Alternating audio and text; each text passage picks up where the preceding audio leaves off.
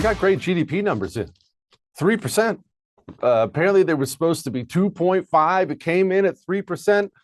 Why? I was told everything would be disastrous. Well, I don't know why. I don't know anything about this stuff. That's Dave's job. Joining me now, Senior VP of Business Relations at Liberty University and former Congressman Dave Brat joins me. Okay, Dave, could you please explain why we had good GDP numbers when I was told everything was going to suck? Yeah, it's a long story, right? So the first point is probably if Biden was still in office, you would not have these numbers. The big beautiful bill, right? We're still doing $2 trillion worth of government spending, deficit spending, right?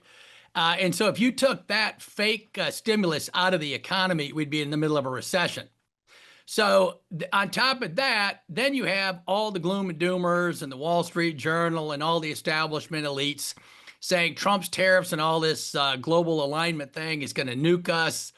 And so there's a lot of headwinds. And so Trump basically has changed Wall Street's expectations, right?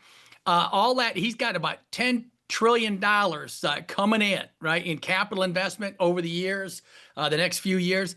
That's not in place yet, but that's going to produce profound economic growth, right? If we can get rid of government spending, if the Federal Reserve would lower the interest rates a little bit, and then ending illegal immigration so everyone's income goes up, right, especially the working class.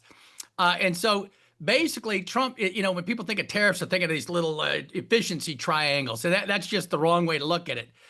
The World Bank, Bank of America, and I think Ernst & Young had another chart along with Navarro's charts out of the White House that showed all the G20 countries, right? The rich 20 and the European Union, 80% of world GDP, right? So the rich 20 countries had 200 to 300% higher tariff and non-tariff barriers on us than we had on them. Trump's changed the entire playing field. He said, no more of this. If you explain that to the American people, they go, what? We were doing what? Right, we were getting played, right? We were getting played in addition to providing, the post-World War II, Bretton Woods, liberal order, taking care of the sea lanes, peace for the nations, all this stuff we do for the world. We're not getting paid. So Trump said, nope, you want to join our club, you're going to pay a special fee. And now he's got major capital investment, which is the #1 driver of economic growth coming in huge. That'll take a year or so, right up to midterm elections. But basically, Wall Street now sees what he's doing. They get it. And so their expectations are high. So the stock market is up. That's not the real economy yet. But the real economy and GDP growth, we had a good number this quarter. And so that's good news. Okay, Dave, can you explain to me, like I'm dumb, how did we end up paying so much more than other countries pay? How did we end up in that situation? It's so lopsided that when you lay it out like that, people's eyes bug out and say, wait, what? How did that happen? I think it's just a combination of laziness, and then you have some forces at the highest level. Tucker Carlson just had a great interview with a Fed expert. Make sure you get him on the show. Basically, our elites, the CIA, State Department, USAID, World Bank, IMF, we've been tanking other countries. We've been playing major geopolitics. Some of those folks want to bring the U.S. down a notch, right? They don't want nation states. They want one world government. And the U.S. Exceptionalism is a detriment to their progress, having this global order. If you want to, the European Union, right? That's kind of the analogy, right? And when you hear about, U.S. digital Federal Reserve digital currencies, right, where they can control your money and stuff like that, Trump is like the last barrier to that happening. So we had folks that really were trying to do us harm. The CIA is front and center, State Department, USAID, and then just general incompetence. There's no incentive to make sure that the American people do well. The elites like going and being recognized by other elites. And if we always pay the bill, hey, everybody loves you. What Trump's doing right now is, taking some spinach everyone may not like you, but they'll respect you, and he will improve the situation for the world's population, in addition to making America great again. Okay, Dave. So why don't the elites care about America anymore? That's not how they used to be. I mean, you mentioned there's no incentive. Yeah. The incentive used to be your country, and that wasn't even universally a Republican thing. I mean, even guys like JFK would fight Yeah. and die for this country. What happened? Yeah, no, that's right. We used to have this group of people called liberals. I like liberals, right? They were fun. We have classical liberals like Madison and Adam Smith, but then you had the JFK liberals and the Democrats, and they wanted to spend too much money and all that. But you could debate with them, and they cared about kids, and they didn't want war and all these kind of nice things. And so, but the problem is the liberals went through some kind of psychological revolution. Now they're Marxists, right? They're neo-Marxists that divide the world by gender and every alphabet letter soup on earth. And I think it's basically the true answer to your question. I think it's a spiritual formation problem, right? They are really upset that they aren't making it the way they envisioned in the world. They take their bitterness out on the country.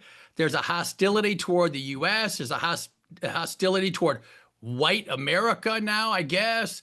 There's a hostility toward, heterosexual, normal kids in schools. They all need surgeries, and all of that's open-ended.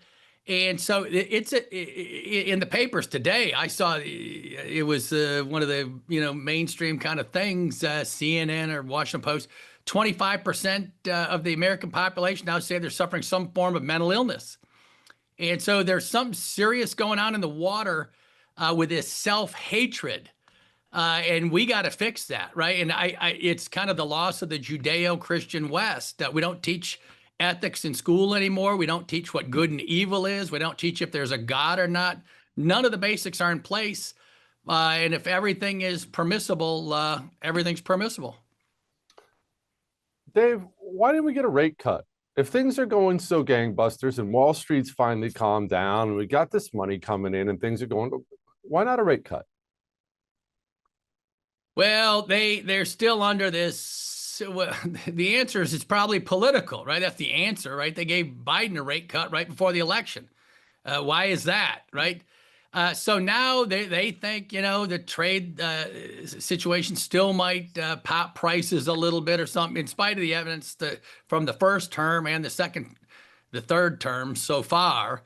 There's no evidence for that. The real solution here is Trump. If he's listening, or any guys at the White House are listening, they ought to put some pressure for some spending cuts, right? If you got rid of that $2 trillion deficit spending, we'd be in a recession. So no one wants to cut the spending on their watch, right? But that's $2 trillion that's crowding out the private sector. And everyone says we're supply siders now. Thank God, right? But if Trump would make a deal, hey, we're going to cut spending, but hey, Fed, Powell, when we cut spending, you're going to stimulate and print some money. So there's your compromise that really can work, right? Cut the spending. Speaker Johnson, Senate, Thune, cut the spending, make a deal with Powell that in exchange for slowing down the economy without as much government spending, we're going to do some Fed rate cuts. The markets will love it because you're getting rid of government funding, you're shoving it back into business, and you're getting lower interest rates. So it's a win-win, except for the people who hate America. Dave, you are the best, brother. Come back soon. Appreciate you.